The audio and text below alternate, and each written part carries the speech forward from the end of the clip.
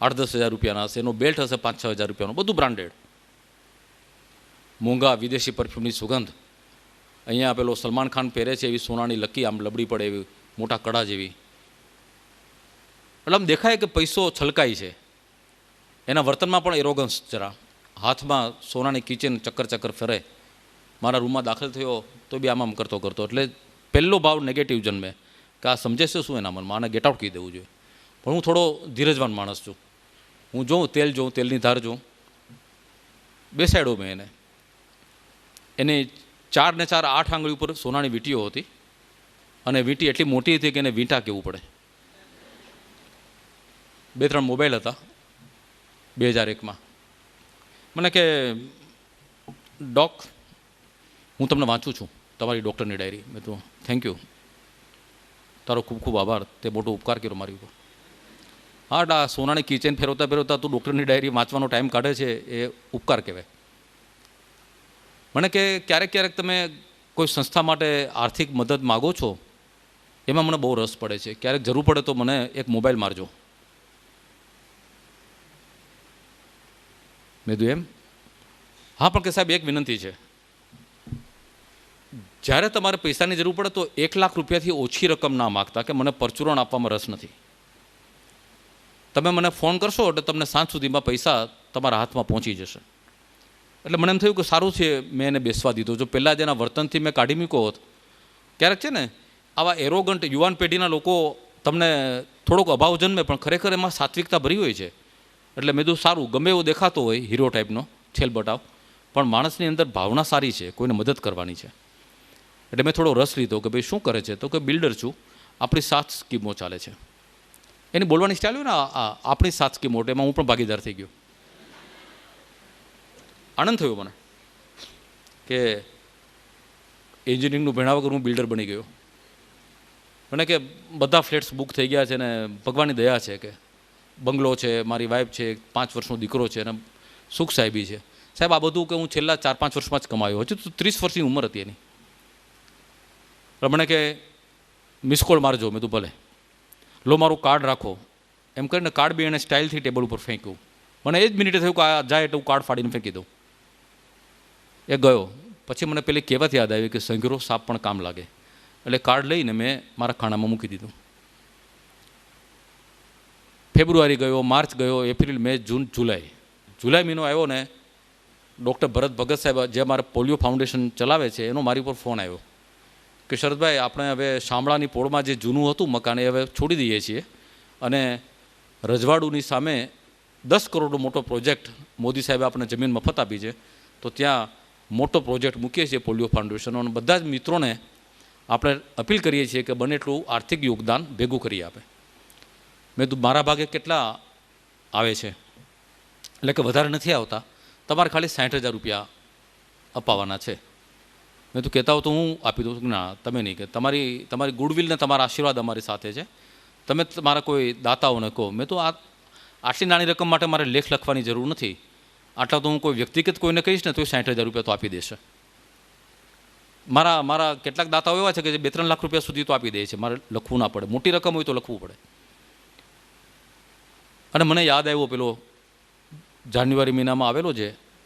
મેં તો ચલો ખાનું ખોલ્યું, તેનું કાર્ડ મળી ગયું. મને એ પણ યાદ આવ્યું કે એણે પરચુરણની ના પાડી હતી કે 1 લાખથી ઓછી રકમ હોય તો મને કોલ ના કરતા. પણ મેં તો કંઈ નહીં, એના 40,000 રૂપિયા બચે છે ને, એમાં કંઈ વાંધો નથી, ફોન તો કરવા દો. એટલે મેં એને ફોન કર્યો. હવે ઘટના હવે શરૂ થાય છે. હા, આ બધું મંડાણ હતું.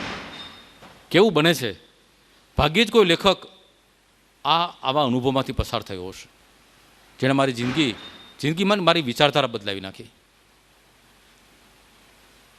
સામે છેડે એ ભાઈના અવાજને બદલે કોઈ સ્ત્રીનો અવાજ હતો, સેજ દબાયેલો કોમળ અવાજ. મેં કીધું દર્શનભાઈ છે? એટલે કે ના નથી. મેં તો ક્યારે ઘરે આવશે? તો કે ના, નહીં આવે. શું કામ હતું બોલો?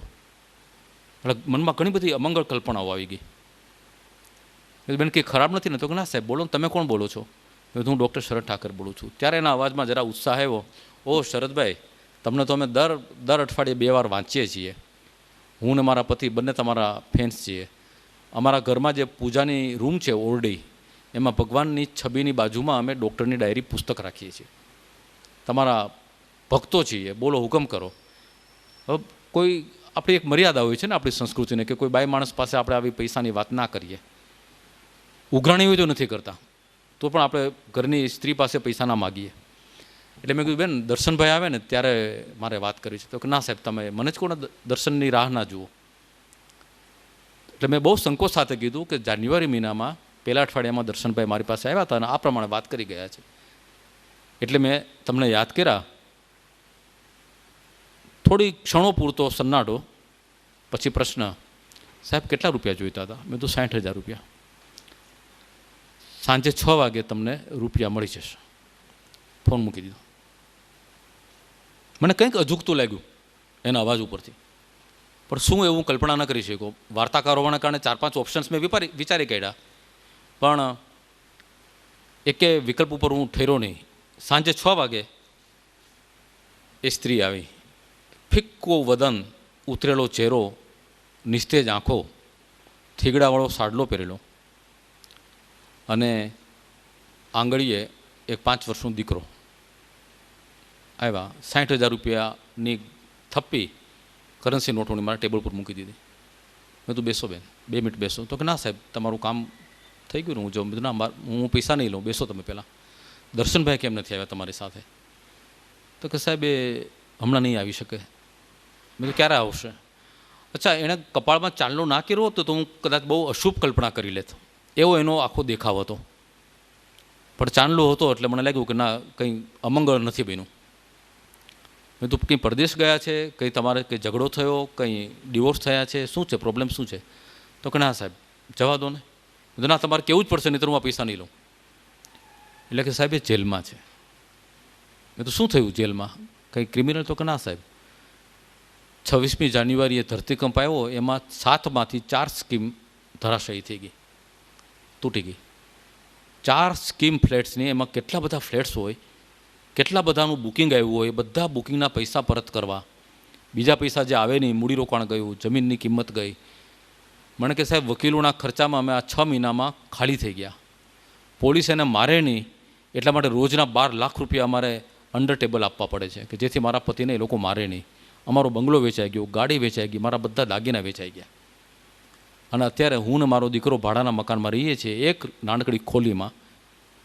અને મારા પપ્પા છે એ મહિને થોડાક 1000 રૂપિયા આપે છે, એમાં અમે રોટલા પાણી ખાઈએ છીએ. મેં કીધું, અરે રે બેન, આવી હાલત હોય તો તારે આ 60,000 રૂપિયા ના આપવા જોઈએ ને. કેવી રીતે લાવી તું? એટલે કે સાહેબ, મારું મંગળસૂત્ર વેચીને લાવી છું. હું ધ્રુસકે રડી પડ્યો. મેં તો બેન આવું કરાતું છે? આવી રીતે મંગળસૂત્ર વેચીને તું? તારું મેં તું સૌભાગ્યનું પ્રતીક કહેવાય. મંગળસૂત્ર એ ભારતીય સ્ત્રીના સૌભાગ્યનું પ્રતીક કહેવાય. એણે મારો શબ્દ પકડીને એને જવાબ આપ્યો કે હા સાહેબ, તમારી વાત સાચી છે. મંગળસૂત્ર એ આર્ય નારીના સૌભાગ્યનું પ્રતીક છે, પણ એ સૌભાગ્ય નથી.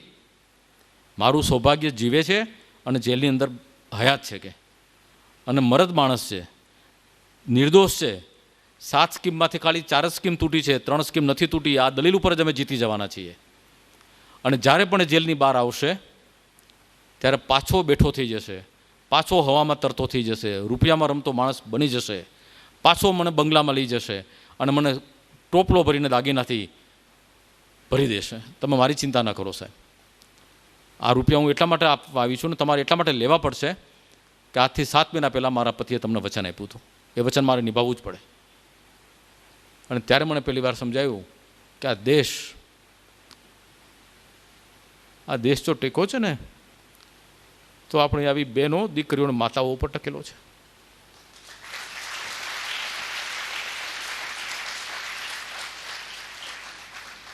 સ્ત્રી તરફ જોવાની મારી દ્રષ્ટિ બદલાઈ ગઈ. સ્ત્રી એ કોઈ ભોગવટાનું સાધન નથી. સ્ત્રી એ આપણી બુરી નજરનું સરનામું નથી. સ્ત્રી જેવી પવિત્ર ચીજ આ દુનિયામાં ભગવાને બનાવી નથી. અને આ દેશ મેડોનાનો દેશ નથી, મીરાબાઈનો દેશ છે. આ દેશ કેટરીના કૈફનો દેશ નથી. આ દેશ જુલિયા રોબર્ટ્સનો દેશ નથી. આ દેશ એ ગાર્ગી, મૈત્રેયી અને અહલ્યાબાઈનો દેશ છે. એટલું યાદ રાખજો. તમે ગમે તે રેસ્ટોરન્ટમાં જાઓ, ફાસ્ટ ફૂડ ખાઓ, પાર્ટી એન્જોય કરો, ગમે એવા કપડાં પહેરો ફેશનના, મને કોઈ વાંધો નથી, પણ આ દેશની જે મૂળભૂત સંસ્કૃતિ છે ને એ સંસ્કૃતિ ક્યારેય છોડશો નહીં. અને આ દેશ એ પુરુષો ઉપર નથી ટકેલો. હું તમને ટકોરાબંધ કહું છું પુરુષ હોવા છતાં, ડંકાની ચોટ ઉપર, કે આ દેશ ટકેલો છે નારી શક્તિ ઉપર. અને જે દિવસે આ દેશની નારી બગડીને આ દેશ ખતમ થઈ જશે. કેવી કેવી ઉદાત્ત ભાવના કહેવાય આ સ્ત્રીની. અને હવે 15 મિનિટ છે, પણ હું 10 મિનિટમાં એક બીજી ઘટના પૂરી કરીશ કે જેણે મારી જિંદગીમાં જે ખૂટતું હતું એ. કોઈ પૂછે કે ડૉક્ટર શરદ ઠાકર ક્યાં હતા ને ક્યાં અત્યારે છે, એ જરાય મહત્ત્વનું નથી. હું ક્યાંય છું નહીં, મારે ક્યાંય પહોંચવું પણ નથી, ક્યાંય જવાની મને ઉતાવળ નથી. મારે એ જોવું છે કે હું બહારની દુનિયાની દૃષ્ટિએ ક્યાં છું એ મહત્ત્વનું નથી, હું અંદર ક્યાં છું. એક નાનપણમાં શેરીમાં આતંક મચાવતો છોકરો બાનો માર ખાઈ અને સુધરી ગયો, સુધરતા સુધરતા ડૉક્ટર બન્યો, લેખક બન્યો, અને લેખક બન્યા પછી એ અંદરથી કેટલો સ્વચ્છ થયો ને, અને કોના કારણે થયો. જે કંઈ મારામાં સંસ્કારિતા છે, હું કે બહુ સંસ્કારી કે બહુ સારો છું એવો દાવો ક્યારેય કરતો નથી. હું સંસારના તમામ ગુણો અવગુણોથી ભરેલો માણસ છું, રાગ દ્વેષથી ભરેલો માણસ છું. પણ જો મારામાં થોડા ઘણા ફેરફારો આવ્યા હોય, જોઈ શકાય એવા ફેરફારો, અનુભવી શકાય એવા ફેરફારો, તે એ તમારા લોકોમાંથી મને શીખવા મળ્યું છે, સમાજમાંથી, મારા વાંચકો પાસેથી.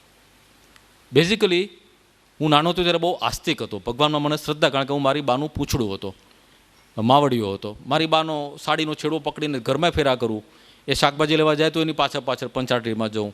એ હવેલીમાં જાય, સ્વામિનારાયણ મંદિરમાં જાય, મહાદેવના દર્શને જાય, મહાલક્ષ્મીના મંદિરે જાય. અમારે જૂનાગઢે તો મંદિરોનું શહેર કહેવાય, ભૂતનાથને, ભવનાથને, એ બધા મંદિરોમાં હું મારી બાની પાછળ ફરું ને દર્શન કરું. અને મને પૂરેપૂરી આસ્થા કે કંઈક છે, મારી બા માને છે એટલે ભગવાન હશે જ, એમ એવું હતું. પછી મેડિકલ કોલેજમાં ગયો અને હું નાસ્તિક બની ગયો. મને ઈશ્વરમાંથી પૂરેપૂરી શ્રદ્ધા ઉડી ગઈ કે ખરેખર ભગવાન જેવું કંઈ છે નહીં. મને યાદ છે કોલેજમાં હું એક ડિબેટ જીતી ગયો હતો, ઈશ્વર છે કે નથી. એમાં મેં ઈશ્વરનું ઇનકાર એ વિષય ઉપર દલીલો કરીને હું એ ડિબેટ જીતી ગયો હતો. એવી ધારદાર દલીલો કરેલી. એમાં મેં પ્રતિપાદિત કર્યું હતું કે ઈશ્વરે મનુષ્ય નથી બનાવ્યો, મનુષ્ય ઈશ્વર બનાવ્યો છે. મને એક પણ દ્રશ્ય બનાવો કે જ્યાં ભગવાન માણસનું ઘડતર કરતો હોય, આમાં ટાંકણું લઈને. હું તમને એવા 1000 દાખલા બતાવું કે જ્યાં માણસ શિલ્પી પથ્થરમાંથી ટાંકણું ઘડીને ભગવાન બનાવતો હોય. એટલે આ બતાવે છે કે માણસે ભગવાન બનાવ્યો છે, બરાબર. અને એટલા માટે ભગવાન અલગ અલગ છે બધા. કેમ એક જ ભગવાન નથી આખી દુનિયામાં? આવી દલીલો તર્કબદ્ધ દલીલો હતી. અને અત્યારે મને સમજાય છે કે દરેક તર્કબદ્ધ દલીલમાં સત્ય નથી હોતું, એમાં ખાલી તર્ક જ હોય છે. તમે તર્કથી બધું સાબિત કરી શકો પણ સત્યને સાબિત કરી શકતા નથી. પણ ત્યારે હું નાસ્તિક હતો. અને પછી જિંદગીમાં અનુભવો થયા, ક્યાંક ઠોકરો ખાધી, ક્યાંક કોઈ અદૃશ્ય પડછાએ મારો હાથ ચાલીને મને બચાવી લીધો. અને ત્યારે સમજાયું કે આ હાથ કોનો હતો. અને ત્યારે સમજાયું કે ઈશ્વર છે.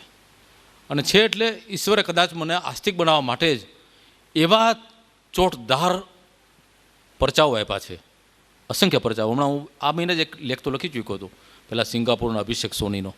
પણ એ વાત કરતાં પણ મારે બીજી વાત કરવી છે, થોડા વર્ષો પહેલાં બનેલી.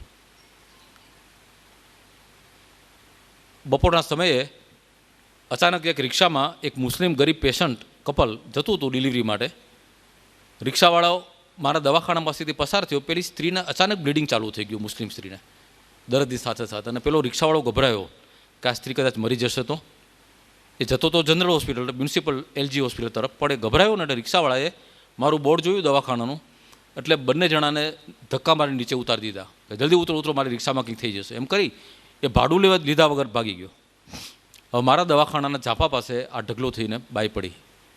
એટલે મારા સ્ટાફના બેને કીધું કે સાહેબ મરી જશે આ બાઈ તાત્કાલિક. મેં તો લઈ લો ટેબલ ઉપર, કારણ કે આવી ઇમરજન્સીમાં પૈસાનો વિચાર ના કરે, માનવતાનો વિચાર કરે. એને મેં લીધી. પેલાને કીધું કે ભાઈ તારી પાસે થોડું ઘણું તો છે ને, કારણ કે હું ટ્રીટમેન્ટ ચાલુ કરીશ. મને ખબર છે કે આ એક એવી સ્થિતિ છે કે જે મિનિટે હું કેસ હાથમાં લઈશ એટલે ખર્ચનું ચક્કર ચાલુ થઈ જશે, આગની જ્વાળાની જેમ પૈસા ભરખાઈ જશે દવાઓ. મને કે સાહેબ 1500 રૂપિયા છે મારી પાસે. મેં તો ચાલશે, 1500 રૂપિયામાં તો મારો દવાનો ખર્ચ તો નીકળી જશે. એમ કરીને મેં કેસ હાથમાં લીધો. અને ઉપરવાળો કદાચ મારી કસોટી કરવા ધારતો હશે. એ સ્ત્રીની સ્થિતિ એટલી નાજુક થઈ ગઈ કે મારે 3-4 બાટલા લોહી મંગાવવું પડ્યું, તાત્કાલિક એનેસ્થેટિસ્ટને બોલાવવા પડ્યા, ઓપરેશન કરવું પડ્યું, સિઝેરિયન, એનું બાળક અને બેનો જીવ બચાવવો પડ્યો. ખાલી મારો ખર્ચો ગણો ને એનેસ્થેટિસ ખાલી 4,000 રૂપિયા લઈ ગયો, 4,500 રૂપિયાની દવા થઈ, 2-3 હજાર રૂપિયાના બ્લડ બોટલ્સ થયા, મારો રહેવાનો ખર્ચો જુદો, ઓપરેશન થિયેટરમાં જે મશીનો વપરાય, એના જે મોંઘા વાયક્રિલના દોરા વપરાય, એ બધાનો ખર્ચો ગણીને હું હિસાબ માંડવા બેઠો તો 20,000 રૂપિયા થયા. 7 દિવસ ત્યારે હું રાખતો હતો પેશન્ટને, હવે તો 3 દિવસમાં રજા આપીએ છીએ. જ્યારે રજા આપવાનો સમય થયો ત્યારે પેલો એનો પતિ આવ્યો મારી પાસે. મેં તો ભાઈ તારે જે આપવું એ આપ, મારો ખર્ચો ગણું તો 20,000 છે. મને કે સાહેબ બપોરને તો પહેલે બોલ દિયા હતા, અમારે પાસ ખાલી 1,500 રૂપિયા હે. એમ કરીને એણે 1,500 રૂપિયા ટેબલ પર મૂક્યા ને એ જતો રહ્યો.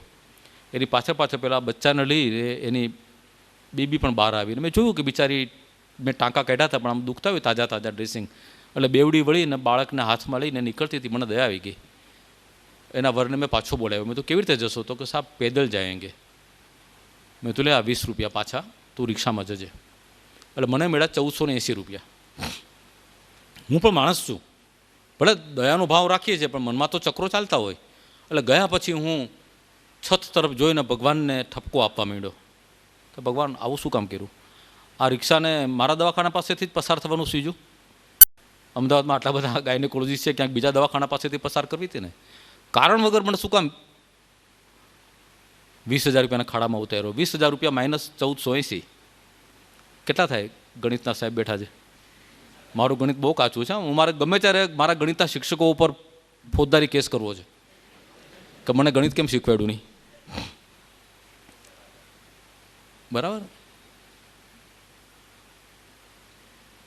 એટલે હું ભગવાન સાથે રિસર્ચ ઝઘડવા બેઠો કે ઘોડા અગર ઘાસ સે દોસ્તી કરેગા તો ખાએગા ક્યાં. આ એક પેશન્ટ મને ઠીક છે ચલો ચલાવ્યું, પણ હવે આવા બીજા પેશન્ટ ના મોકલતો. અને સેજ તો દયા ખા, આ પૈસા મફત આવે છે, કારણ વગર મને ખાડો પીડો, આવું શા માટે કર્યું? તારી કંઈ ફરજ નથી આ જોવાની. આ હું મારા મનની અંદર સંવાદ ચાલતો હતો. અને ત્યાં મારા સ્ટાફના બેને કહ્યું કે સાહેબ કોઈ તમારા જૂના મિત્ર મળવા આવ્યા છે. મેં તો શું નામ છે? તો કે રમેશભાઈ. મેં તો રમેશભાઈ તો મને હમણાં કોઈ યાદ આવતું નથી મારા મિત્ર હોય. હા, 15-17 વર્ષ પહેલાં એક મિત્ર હતા રમેશ પટેલ, મારું જૂનું દવાખાનું હતું ત્યાં એની નાનકડી દુકાન હતી વોલપેપરની. મને કહા એવું જ કહે છે. તો બધું મોકલો એને. મારા મિત્ર હતા એ, બરાબર. એ આવ્યા, અમે બંને ભેટી પડ્યા. મેં તો અરે રમેશભાઈ તમે ક્યાંથી? અને તમારો તો રંગઢંગ બદલાઈ ગયા. તો હા સાહેબ આપણે એક દુકાન હતી, એમાંથી 4 મોટા શોરૂમ કર્યા છે અને ભગવાનની દયાથી ખૂબ કમાયો છું. કે અહીંથી પસાર થતો હતો BMW કાર લઈને, તો તમારું બોર્ડ જોયું તો એમ થયું કે સાહેબને મળતો જાઉં. મેં તો આવો બેસો. બેઠા. ત્યારે અમે જ્યારે મિત્રો હતો ત્યારે હું લખતો નહોતો. એટલે પહેલી વખત મને એ વાત કરતા, મને કે સાહેબ બહુ સુંદર લખો છો તમે ડૉક્ટરની ડાયરીમાં, એમાં પણ તમે જ્યારે કોઈ ગરીબ સંસ્થા વિશે કે કોઈ ગરીબ પેશન્ટ માટે લખો છો ને, ત્યારે કે મને એમ થઈ જાય છે કે સાહેબને જઈને કંઈક મદદ કરી આવું, આર્થિક મદદ.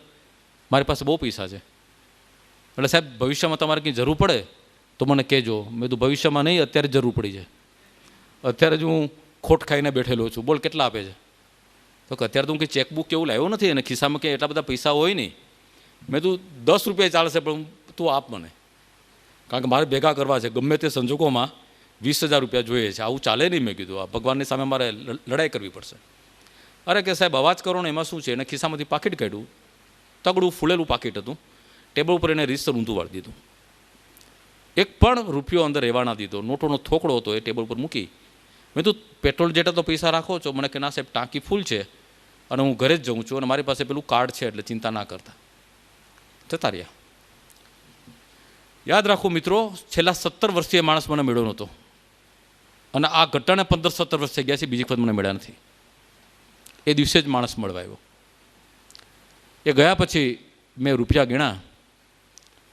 20,000 રૂપિયામાંથી 1,480 રૂપિયા બાદ કરો એટલી રકમ હતી.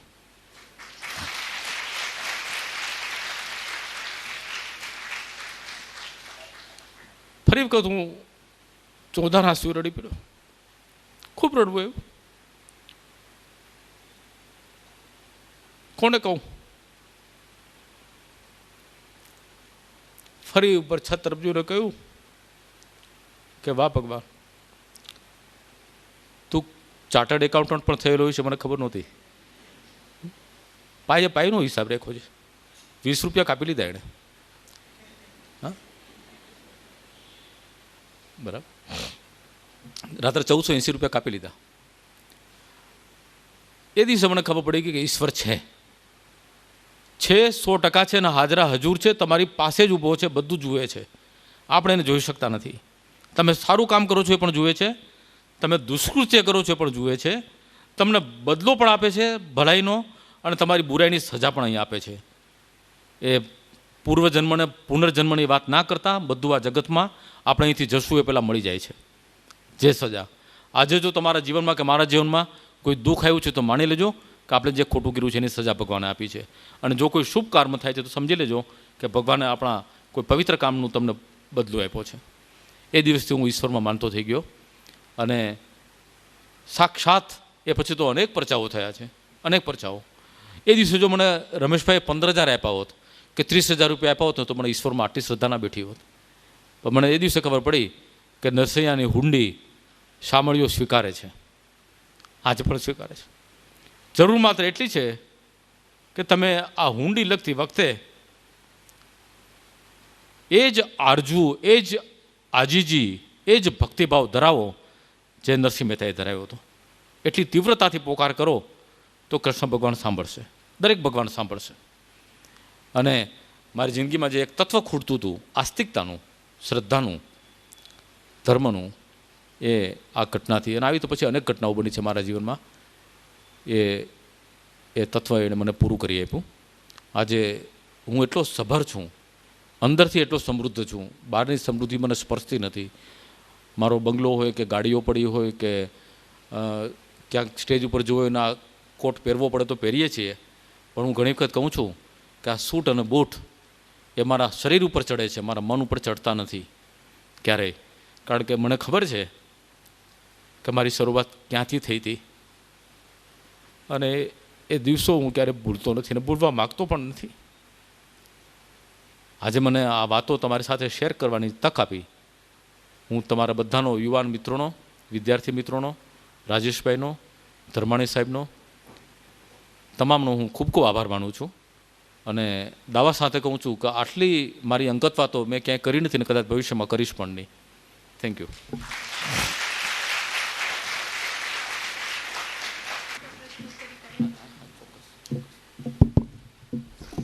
Thank you so much sir.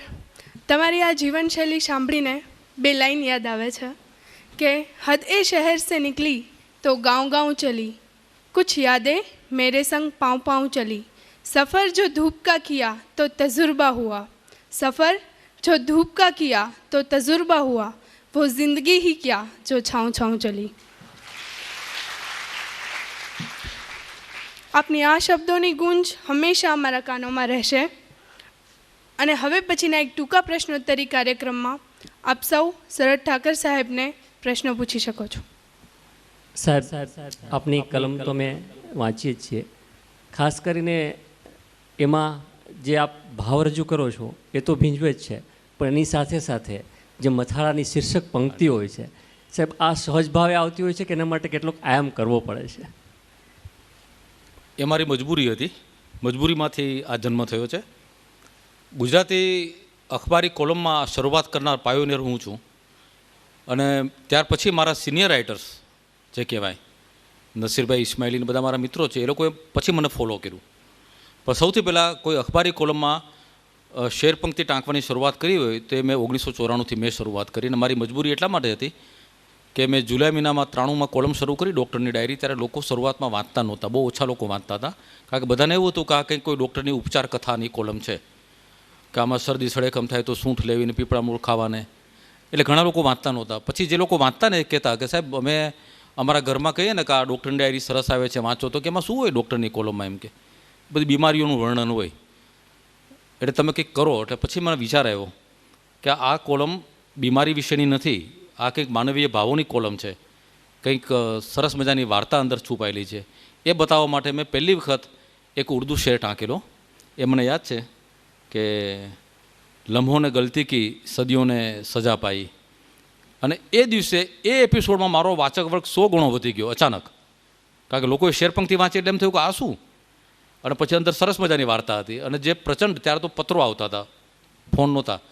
અને એક દિવસના 35 પત્રો આવ્યા. અને મને છાપાના માલિકે પણ બોલાવીને કીધું કે શરદભાઈ, 50 વર્ષથી છેલ્લા 50 વર્ષમાં પહેલી વાર એવું બન્યું કે કોઈ કોલમનો આટલો બધો સારો પ્રતિભાવ આવ્યો હોય. તમે હમણાં કોઈ એપિસોડમાં એવું કંઈ કરામત કરી છે કે આટલો બધો ફીડબેક આવવા માંડ્યો? મેં તો હા, કરામત મેં કરી છે, હવે કરામત હું ચાલુ રાખીશ. અને સાહેબ એક વિનંતી એ હતી મારા બધાય મિત્રો માટે, આપનો એક સાહેબ તબક્કો એક જે છે જે મેં વાંચ્યો હતો, મહર્ષિ અરવિંદ અને પોંડિચેરી, આના વિશે સાહેબ આપ થોડો પ્રકાશ પાડશો તો આનંદ થશે. થેન્ક યુ સાહેબ. મારું મેં કીધું ને, મેં 15,000 પુસ્તકો વાંચ્યા છે. હું 1991-92માં આપણા હાસ્યલેખક વિનોદ ભટ્ટને મળવા ગયો હતો અને એની સાથે બેઠો હતો. સાહિત્યની વાતો નીકળી. મારી સાહિત્યની સમજથી એ બહુ ઇમ્પ્રેસ થયા કે શરદભાઈ તમે તો લખી શકો એવા છો, કે ધારો તો અમને પણ ભૂલાવી દો એટલું સારું લખો, તો લખતા કેમ નથી? મેં તો મને વાંધો નથી, પણ લખવું હોય તો શું કરવું જોઈએ? એટલે કે પહેલાં મારી પાસે ઘણા લોકો આવું પૂછવા આવે છે ને, તો હું એમ કહું છું કે પહેલાં 1000 પુસ્તકો વાંચો અને પછી કલમ ઉપાડો. એટલે તમને ખબર પડશે અલગ અલગ લેખકોની હથોટી કેવી છે, ભાષાશૈલી કેવી છે, શબ્દ ભંડોળ તમારું વધશે, લખવાની સ્ટાઇલ પકડાશે, અને પછી તમે લખવાનું શરૂ કરો. એટલે તમે મને કે શરદભાઈ પહેલાં 1000 પુસ્તકો વાંચો. એટલે મેં વિનમ્રતાથી કહ્યું કે સાહેબ મેં 15,000 પુસ્તકો વાંચ્યા છે, તો હું શું કરું? એટલે એમણે એમની લાક્ષણિક સ્ટાઇલમાં કીધું કે કોઈ મારા જેવા ઘરડા લેખકને પૂછવાની પણ રાહ ના જોતા અત્યારે જ ઘરે પહોંચી જાવ ને લખવાનું શરૂ કરી દો.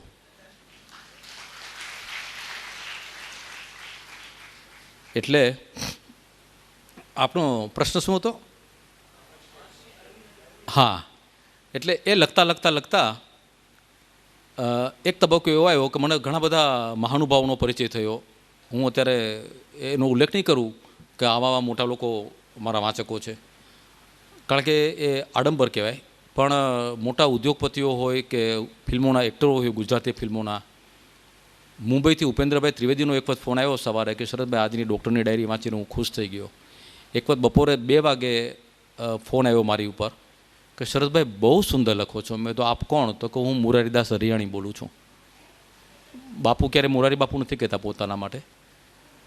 આવા ઘણા બધા લોકોના ફોન આવ્યા. નરેન્દ્રભાઈ મોદી જ્યારે સિંહપુર 3.5 કલાકમાં એકી બેઠકે પૂરું કરતા હોય, તો આવામાં જે કેડિલા ફાર્માના જે વડા હતા ઇન્દ્રવદન મોદી, જે 86 વર્ષની ઉંમરે હમણાં 2-3 વર્ષ પહેલાં જ એક્સપાયર થયા, એ પણ મારી ખૂબ નજીક આવી ગયા. અમારા વચ્ચે પિતા પુત્ર જેવો સંબંધ બંધાઈ ગયો. અને એક વખત એમણે મને કહ્યું કે શરદભાઈ તમને અધ્યાત્મમાં રસ છે તો હું પોંડિચેરી જઉં છું, તમારે આવવું છે? 3 દિવસનો સમય કાઢી શકશો? મેં તો હા, હું કાઢી શકીશ.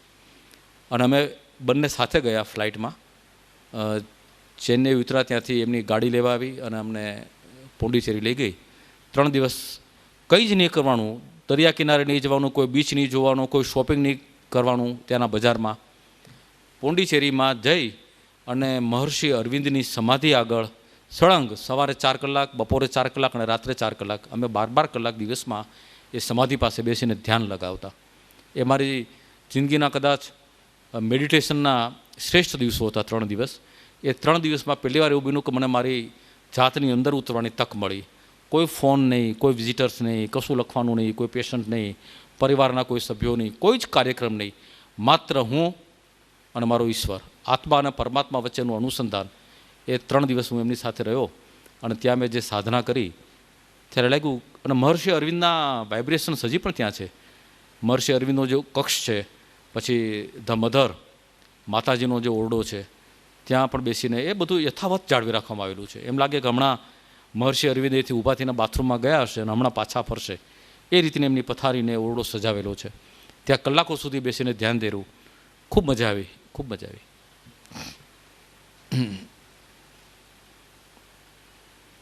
બહુ અઘરો સવાલ છે, મહત્ત્વનો સવાલ છે. કારણ કે દરેક વ્યક્તિ એનું ઇન્ક્લિનેશન અથવા એપ્ટિટ્યૂડ કેવું છે જોવું પડે. હું નાનો હતો ત્યારે તો કંઈ સમજ હતી નહીં, બસ ખાલી વાંચનનો શોખ પ્રગટ્યો એટલે હું આડેધડ બધું વાંચવા માંડ્યો. એમાં મેં ભૂપત બારવટિયાની જીવનકથા પણ વાંચી લીધી હોય અને કૃષ્ણ ભગવાનનું જીવનચરિત્ર પણ વાંચ્યું હોય. ત્યારે સમજ નહોતી કંઈ, બસ હાથમાં પુસ્તક આવવું જોઈએ. ક્યારેક તો ઘરમાં કોઈ કરિયાણાની કોઈ આઈટમ આવે, માનો કે મીઠું છે એનું પડીકું આવે કે ખાંડનું પેકેટ, તો મારી બાએ કાગળમાંથી ખાંડ છે ડબ્બામાં ઠાલવે તો એ જે પસ્તીનો કાગળ હોય ને એ પણ હું આખો વાંચી જતો. એમાં જે સમાચાર હોય કે કંઈ હોય, માત્ર મારે વાંચવું એ મારું જનૂન હતું.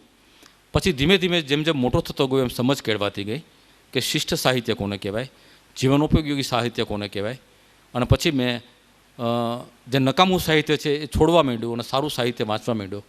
મારા પ્રિય સાહિત્યકારોમાં સૌથી હું પહેલા ક્રમે મૂકું તો મુનશી મેઘાણી, પન્નાલાલ પટેલ, ત્રણેયને હું એક લેવલે મૂકું છું. એમાં કોઈ આગળ ઉપર કે નીચે જતું નથી. પછી ધૂમકેતુ, રમણલાલ દેસાઈ, પેટલીકર, મડિયા બધા આવે. જો શબ્દચિત્રોની વાત કરું તો અહીંયા બેઠેલા બહુ ઓછા લોકોએ સ્વામી આનંદની ધરતીની આરતી કદાચ નામ સાંભળ્યું હશે. ગુજરાતી ભાષાનું જો મારે એક જ પુસ્તક લઈ અને મને જો કોઈ એકાંત ટાપુ પર મૂકવાનું હોય ને, એક જ પુસ્તક, તો હું એ ધરતીની આરતી લઈને જાઉં. અદ્ભુત પુસ્તક છે. તમને માનવીની ભવાઈ ને મળેલા જીવ ને પૃથ્વી વલ્લભ ને પાટણની પ્રભુતા ને સરસ્વતીચંદ્ર ને એ બધા, હા એ બધા એક બાજુ તમે ગુજરાતી સાહિત્યના 1.5 લાખ 2 લાખ પુસ્તકો મૂકો અને એક બાજુ એકલી પલ્લામાં ધરતીની આરતી મૂકો તો એ પલ્લું ચૂકી જશે. એટલું સુંદર પુસ્તક છે. ખબર નહીં એ ભાષા સ્વામી આનંદની આજના વિદ્યાર્થીઓને સમજાય કે ન સમજાય, પણ મારું પ્રિય પુસ્તક છે. ગુજરાતનો નાથ એ સૌથી મારી મનગમતી નવલકથા. મેં 6 વખત વાંચી. આટલી દળદાળ નવલકથા છે અને હજી મને એમ થાય છે કે ઈશ્વર મને જો પૂરતી તક આપે તો મારે ગુજરાતનો નાથ ફરીથી વાંચવી છે. માનવીની ભવાઈના 4 ભાગ, એ ઘમર વલોણું ને એ બધું. પન્નાલાલ પટેલે એની જીવનનું જે કંઈ હતું ને સત્વ, એ જે ઈશાન્યા મુલકની વાત હતી ને ખેડૂતની, એ બધી એમાં ઠાલવી દીધી છે. જો વિશ્વ સાહિત્યનો દરબાર ભરાયો હોય, નાનાલાલે સરસ્વતીચંદ્ર માટે કીધેલું, હું માંડવીની ભવે માટે કહું છું કે જો વિશ્વ સાહિત્યનો દરબાર ભરાયો હોય અને એમાંથી આપણે કોઈ મહાન નવલને ગુજરાતી સાહિત્યનું પ્રતિનિધિત્વ કરવા મોકલવાની હોય ને, તો માંડવીની ભવાઈને મોકલવી જોઈએ. એટલું સુંદર પુસ્તક છે. મારું પ્રિય. મારે ફરી વખત ઈશ્વર મને તક આપે, મારા હજી ઘણા બધા અધૂરા કાર્યો બાકી છે, એમાંની એક ગુજરાતનો નાથ ફરીથી વાંચવી છે, ધરતીની આરતી વારંવાર વાંચવી છે, અને માંડવીની ભવાઈ એક બંધ રૂમમાં પૂરાઈને ખાધા પીતા વગર 24 કલાક રૂમમાં પૂરાઈને મારે ફરીથી વાંચવી છે. એટલું મને પ્રિય છે.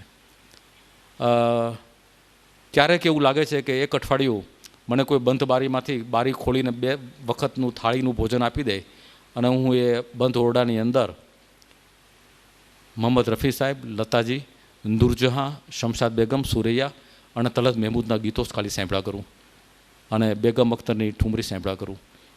ખબર નહીં એટલો સમય મને આ કાળ પુરુષ ક્યારે આપશે કે નહીં. અને છેલ્લી ઈચ્છા એવી છે કે ભગવા વસ્ત્રો ધારણ કરીને, હું આવ્યો તો ત્યારે વસ્ત્રો પહેરાવ કરાયો હતો, પણ જ્યારે અહીંથી જાઉં ત્યારે સંન્યસ્ત ધારણ કરીને, ભલે જિંદગીનું છેલ્લું વર્ષ હોય, ડોંગરે મહારાજે છેલ્લા 1 મહિના માટે સંન્યાસ લીધેલું, હું જિંદગીનું 1 વર્ષ હોય કે 10 વર્ષ બાકી હોય, મારા ઘરમાં તો મેં જાણ કરી દીધી છે. મને જેનો સૌથી વધારે ભય હતો કે જે મને પરમિશન નહીં આપે, એ મારા દીકરાએ મને સંમતિ આપી દીધી છે કે પપ્પા, જો તમારા આત્માનું કલ્યાણ થતું હોય ને તમારી વર્ષોથી ઈચ્છા હોય તો તમે ગૃહત્યાગ કરજો ને સાધુ થજો, અમને વાંધો નથી. ખબર નહીં મને ઈશ્વર તક આપશે, પણ જ્યારે સાધુ થવાની ઈચ્છા તીવ્ર થાય છે મારા મનમાં, ત્યારે કોઈ ને કોઈ બાબા જેલમાં જાય છે.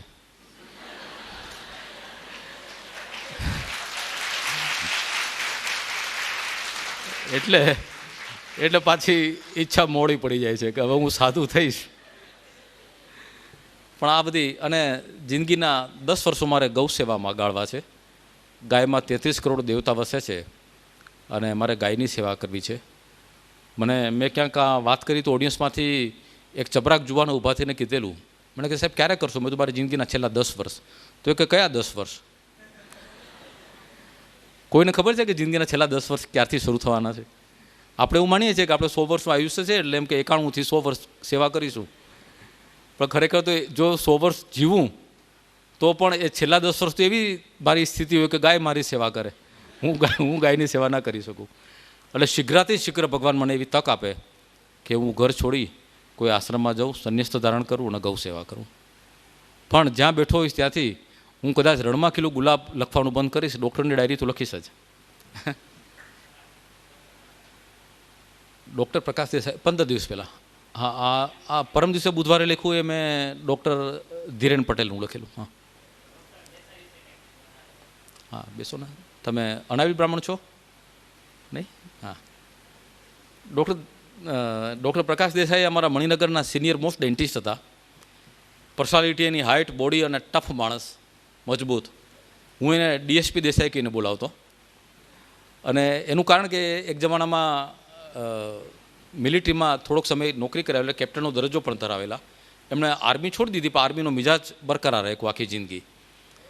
અને ધારદાર કડક માણસ લાગે, એંગ્રી યંગ મેન.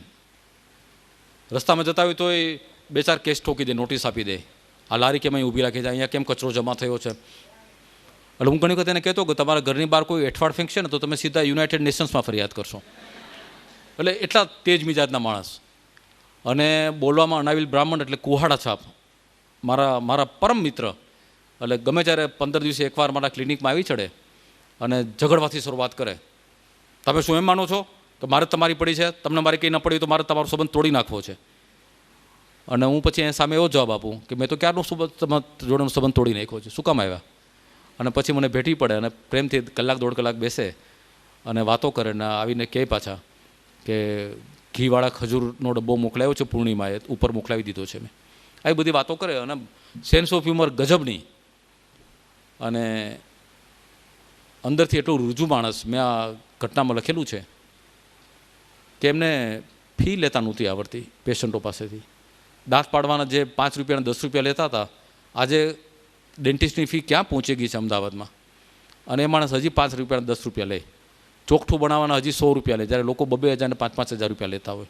અને પછી ઘણી વખત આવીને મને આમ ભોળા ભાવે બાળકની જેમ બેસે, શરદભાઈ આજે હું તમને કંઈક વિનંતી કરવા આવ્યો છું. મેં તો શું? મને કે મોટા તગડા બિલ કેમ બનાવે મને શીખવાડો ને, કે મને નથી આવડતું. તો મેં તો તમે ખોટી જગ્યાએ આવ્યા છો, તો એના માટે તમારે બીજે જવું પડશે, કારણ કે મોટા બિલ બનાવતા મને નથી આવડતું. પછી એમણે એક સરસ વાત કરેલી. એમને 2 દીકરીઓ, જાનકી અને જાનવી, અત્યારે જે પરણી ગઈ છે અને બહુ સુખી છે. પણ એમાં એ દીકરીઓ જ્યારે અનમેરિડ હતી ત્યારે એના પિતાને ફરિયાદ કરતી કે અમારી કોલેજમાં તો બધી દીકરીઓ એમ કે ગાડીમાં આવે છે, મોંઘા મોંઘા કપડાં પહેરે છે, અને પપ્પા તમે દાંતના ડૉક્ટર છો, આટલા બધા સિનિયર મોસ્ટ ડૉક્ટર છો, તો અમને કેમ એવું બધું તમે નથી લઈ આપતા? એટલે એમણે કીધેલું કે બેટા તમારી ફરિયાદ સાચી છે, પણ જે ડૉક્ટરના સંતાનો આ રીતે આવે છે ને એ ડૉક્ટરો બહુ તગડી ફી લે છે. જો તમે ઈચ્છતા હો ને તો કાલથી હું પેશન્ટને ચીરવાના શરૂ કરું. એટલે દીકરીઓ કીધું કે ના પપ્પા એવું ના કરતા, અમને આ સાદગીભર્યા કપડાં છે ને એ ચાલશે, પણ તમે કોઈની હાઈ લેશો ને એ નહીં ચાલે. એટલે આટલો સંસ્કારી પરિવાર હતો. એમને સરસ છેલ્લે હમણાં 6 મહિના પહેલાં એક મસ્ત બંગલો બનાવ્યો આખી જિંદગીની કમાણીમાંથી. મને કહેતા કે આવો તમે, પૂર્ણિમા તમને સરસ રસોઈ બનાવીને જમાડશે. અને મારી ટેવ પ્રમાણે હું પણ મજાક કરતો કે તમે તો 2 જણા જ છો, તમારો કોઈ દીકરો છે નહીં, 2 દીકરીઓ સુખી છે, તો તમે એક દીકરો દત્તક લઈ લો. મને કે લઈ લો, બતાવો. મેં તો હું પોતે. તો મને કે દીકરો દત્તક લઉં તો 25 વર્ષો લઉં જે મારી સેવા કરી શકે, આવો સિનિયર સિટીઝન દીકરો લઈને હું શું કરું? એટલે આવી અમારે મીઠી મજાક ચાલે. અને છેલ્લે એમનો ફોન આવ્યો કે શરદભાઈ ખૂબ બધી વાતો ભેગી થઈ છે, મારે ક્યારે આવું તમારા ત્યાં? હવે એનું ક્લિનિક 11 વાગે બંધ કરે એટલે મારું ક્લિનિક 11:30 શરૂ થાય.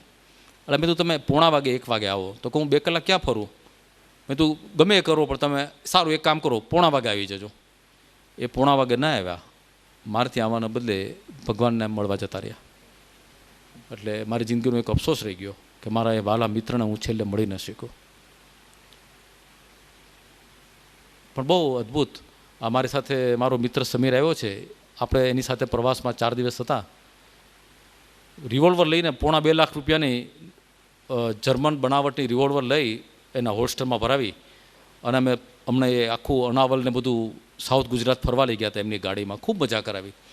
એટલે હું એને કહેતો કે દેસાઈ સાહેબ આ રિવોલ્વર શું કામે? તો કે I don't trust the law and order situation of Indian government. મારું રક્ષણ હું જાતે કરું છું. એટલે એવું બધું કહેતા, મજા આવતી.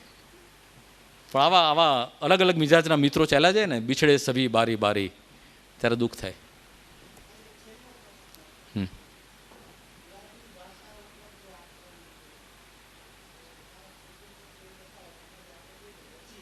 હા, ભાષા છે ને, અત્યારે અંગ્રેજીનું આક્રમણ ખૂબ જ વધી ગયું છે. અને પરિસ્થિતિ એવી છે, હું અત્યાર સુધી મારી જિંદગીના 60 વર્ષનો થયો ત્યાં સુધી કોઈ મને પૂછે, કોઈ વાલી કે મારા સંતાનને હું કઈ મીડિયમમાં મૂકું, તો હું હંમેશા કહેતો કે ગુજરાતી મીડિયમમાં ભણાવજો. અને એ લોકો કહેતા કે પણ આ ઇંગ્લિશ મીડિયમનું જે કોમ્પિટિટિવ વર્લ્ડ આવી ગયું છે એમાં આપણા સંતાનો પાછળ નહીં રહી જાય. મેં તો નહીં રહી જાય, કારણ કે હું જૂનાગઢની સરકારી સ્કૂલમાં ભણીને મોટો થયો છું. અને હું દુનિયાના કોઈ પણ દેશમાં જઈ અને શુદ્ધ ગ્રામેટિકલી કરેક્ટ ઇંગ્લિશ બોલી શકું છું, વાંધો નથી આવતો. તમે ગુજરાતી મીડિયમમાં મૂકો પણ એને ઇંગ્લિશ વિષય સારી રીતે ભણાવો તો વાંધો ના આવે. કોઈ પણ ભાષા છે એ શીખવાની વસ્તુ છે અને પછી વાતચીતની વસ્તુ છે, તમે બોલો એટલે આવડી જાય. હવે હું છેલ્લા 1 મહિનામાં મને જેટલા લોકોએ પૂછ્યું છે એમને કીધું છે કે ઇંગ્લિશ મીડિયમમાં મૂકજો બાળક, કારણ કે હવે પેલો જે આખો કોર્સ આવી ગયો છે ને, CBS કોર્સ કે કયો કહેવાય છે, હા, અને જે આ બધી નેશનલ લેવલની નીટની એક્ઝામ ને બધી, એ એક્ઝામમાં આપણા ગુજરાતી મીડિયમવાળા છોકરાઓને ઘણું સહન કરવું પડે છે, કારણ કે એ લોકો ઇંગ્લિશ મીડિયમમાં પડે છે ને, સિલેબસ એનો જે હોય છે ને એ આપણા કરતાં કંઈક 10 કે 20% વધારે હોય છે, એટલે એ લોકો વધારે સ્કોર કરી જાય છે. અને આ વખતે મેડિકલનું જે એડમિશન થયું એમાં આપણા ગુજરાતને બહુ મોટો માર પડ્યો છે. આપણા તેજસ્વી વિદ્યાર્થીઓ રહી ગયા છે અને બહારના ડફોળ વિદ્યાર્થીઓ વધારે માર્ક લઈને ડૉક્ટર થઈ જશે. એટલે આ એક કરુણતા છે. પણ ભાષાની વાત કરીએ તો હું કહું છું કે દરેક ઘરમાં ભલે તમારા બાળકોને ઇંગ્લિશ મીડિયમમાં ભણાવો, પણ ઘરમાં ગુજરાતી માધ્યમ એને શીખવાડો, વાતચીત ગુજરાતીમાં જ કરે. આજના કોલેજિયન જુવાનોનું વાત કરતાં જોઉં છું ત્યારે એક વાક્યમાં 5 શબ્દ આવે તેમાંથી 3 શબ્દો અંગ્રેજી હોય છે અને 2 શબ્દો ગુજરાતી હોય છે. જો તો ભાષા બોલો તો શુદ્ધ ગુજરાતી જ બોલો, અંગ્રેજી બોલવાની કંઈ જરૂર નથી. બરાબર? આજે મારા બાઇક ઉપર હું તને બેક સીટમાં લિફ્ટ આપીશ, હવે આ કયું ગુજરાતી થયું? બરાબર? તમે શુદ્ધ ગુજરાતીમાં આ વાક્ય કહી શકો, એમાં ભદ્રમભદ્ર જેવું થવાની પણ જરૂર નથી. અગ્નિરથ સ્થાપન, વિરામ સ્થળ કે એવું કંઈ બોલવાની જરૂર નથી.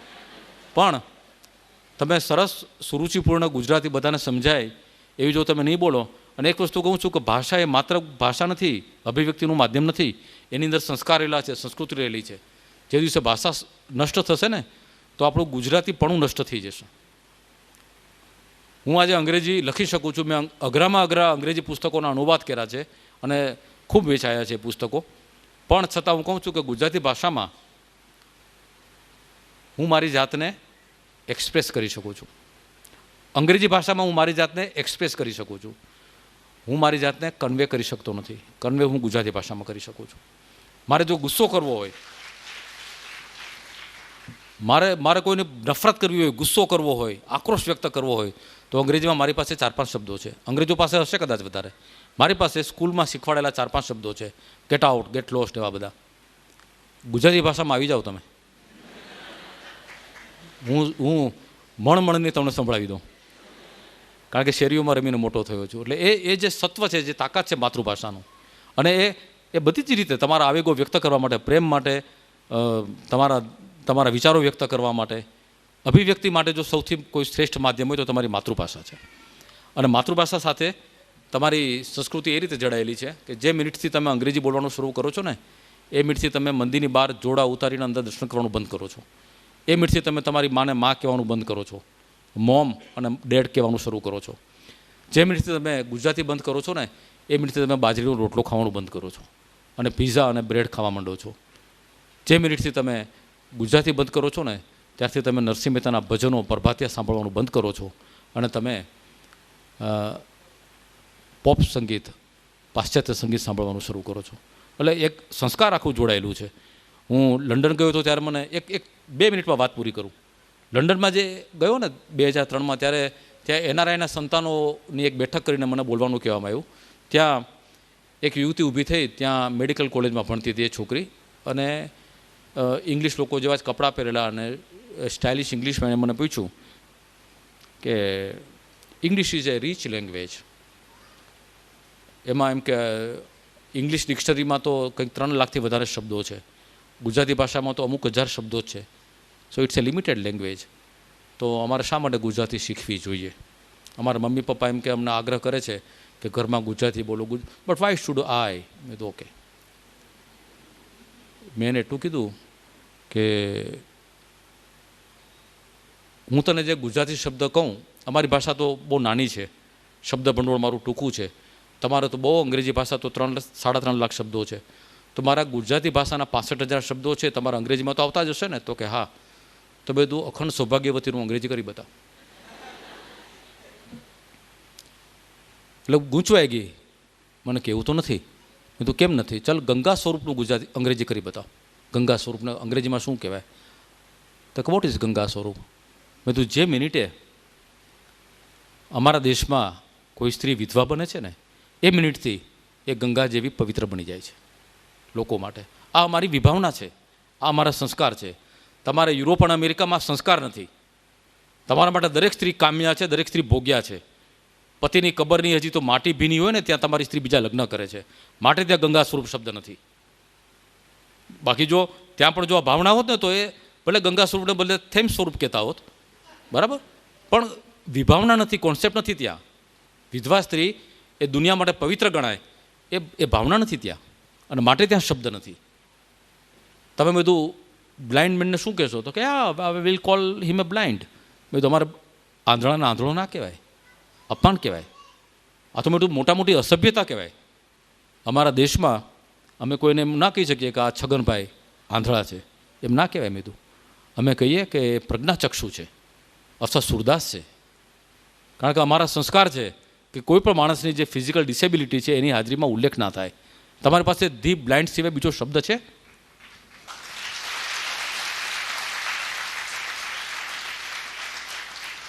આ છે ભાષાનો ભેદ. તમે 3 લાખ ને 3.5 લાખ શબ્દો છે પણ તમારી પાસે સંસ્કાર નથી. એ સંસ્કાર તમારી માતૃભાષામાં છે, એને છોડીને. એટલા માટે કહું છું કે તમારા સંતાનોને માતૃભાષા શીખવાડજો. અને તમે પણ અહીં બેઠા છો, જો ગુજરાતીમાં જેણે મનોજ ખંડેરિયાની ગઝલ નથી વાંચી, જેણે અખાના છપ્પા નથી વાંચ્યા, જેણે નરસિંહના પ્રભાત્યા નથી વાંચ્યા, જળ કમળ છાણે જાંડી બાળા નથી વાંચ્યું, મંગલ મંદિર ખોળો નથી વાંચ્યું, એ ગુજરાતી નથી. બીજું ગમે તે હોય. સરસ મજાનો પેલો શેર છે કે વાત મારી જેને સમજાતી નથી એ ભલે બીજું કંઈ પણ હોય પણ ગુજરાતી નથી. એટલે મારી વાત એટલે મારા પૂર્વજો બધા જ, મારા 10,000 સાહિત્યકારો, લેખકો, કવિઓ જે મારા વડીલો છે, વડવાઓ છે, એ મારા તમામ વડવાઓની વાત જો તમારે સમજવી હોય તો તમારે ગુજરાતી શીખવી પડશે.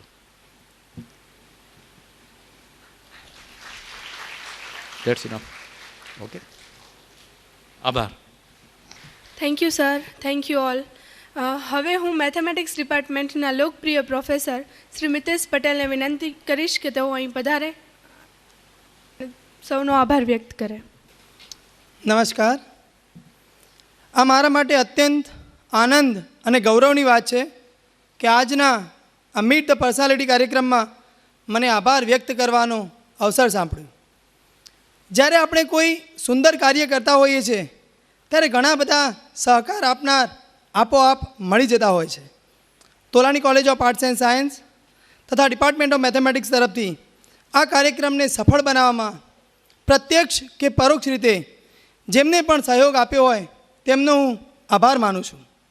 સૌપ્રથમ શ્રી ડૉક્ટર શરદ ઠાકર સાહેબ કે જેઓ પોતાની કલમ દ્વારા આપણા દેશની આઝાદીના લડવૈયા પ્રત્યેનું પોતાનું ઋણ ચૂકવી રહ્યા છે અને નવીન પેઢીને વીર સાવરકર જેવા સ્વતંત્ર સેનાની વિશે જાગૃત કરે છે.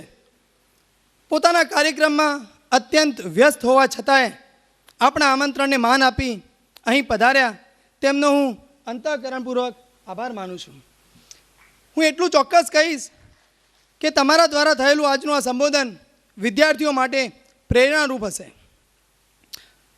ગાંધીધામ કોલેજિયેટ બોર્ડના પ્રેસિડેન્ટ મેડમ અંજના હજારી તથા કેમ્પસ ડાયરેક્ટર શ્રી દરિયાણી સર કે જેઓ હંમેશા અમારા પથ દર્શક રહ્યા છે, તેમનો હું હૃદયપૂર્વક આભાર માનું છું. અમને હંમેશા કંઈક નવું અને ઇનોવેટિવ કરવાની પ્રેરણા આપનાર અમારા પ્રિન્સિપાલ શ્રી ડૉક્ટર સુશીલ ધર્માણી સરનો હું હૃદયપૂર્વક આભાર માનું છું. આદિપુર તથા ગાંધીધામથી પધારેલા મહાનુભાવો, વડીલો, તોલાણી પરિવારની અન્ય કોલેજના પ્રિન્સિપાલશ્રીઓ તથા અન્ય બીજી કોલેજના પ્રિન્સિપાલશ્રીઓ, અમારા સાથી મિત્રો જે અહીં પધાર્યા છે તેમનો હું હૃદયપૂર્વક આભાર માનું છું. આ કાર્યક્રમ સફળ બનાવવા જેમનો પુરુષાર્થ રહેલો છે તેવા TYBSc મેથેમેટિક્સ વિદ્યાર્થીઓનો એન્કરિંગ કરનારી બહેન તથા પ્રાર્થના માટે જે બહેનોએ પ્રાર્થના ગાઈ છે તેમનો પણ હું ખૂબ ખૂબ આભાર માનું છું. Last but not the least, આ કાર્યક્રમ જેમના માટે કરવામાં આવ્યો છે તેવા Tolani college of arts and સાયન્સના તમામ વિદ્યાર્થીઓનો હું ખૂબ ખૂબ આભાર માનું છું. છેલ્લે એટલું જરૂર કહીશ કે આ પૂરું વક્તવ્ય સાંભળ્યા પછી લહેરોं से डरकर नौका पार नहीं होती, लहरों से डरकर नौका पार नहीं होती, कोशिश करने वालों की कभी हार नहीं होती. कोशिश करने वालों की कभी हार नहीं होती। नन्ही चींटी जब दाना लेकर चलती है, चढ़ती दीवारों पर 100 बार फिसलती है। नन्ही चींटी जब दाना लेकर चलती है, चढ़ती दीवारों पर 100 बार फिसलती है। मन का विश्वास रगों में विश्वास बढ़ता है। मन का विश्वास रगों में विश्वास बढ़ता है।